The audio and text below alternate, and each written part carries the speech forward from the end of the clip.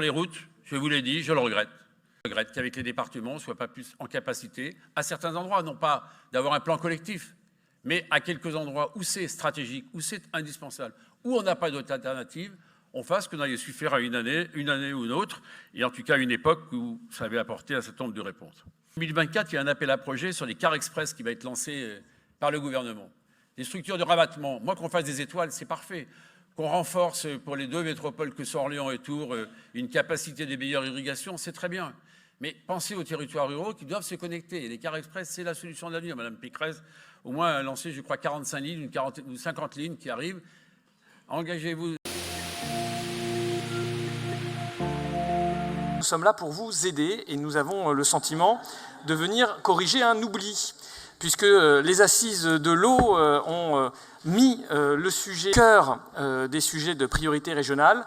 Et nous souhaitons mettre les moyens sur cette politique, sur un sujet essentiel qui sont les réseaux fuyards. Et on sait que dans la ruralité, les taux de déperdition sont massifs et posent un problème sur le prélèvement de l'eau potable. Et ce sont des investissements très lourds pour les Comcom comme pour les communes.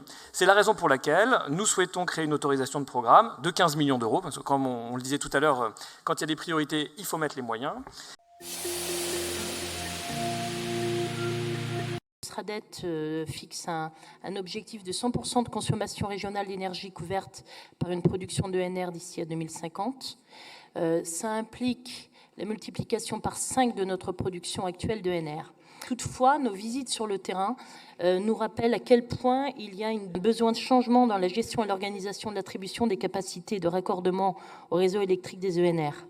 Et donc, du coup, cette ambition, nous voulons la porter.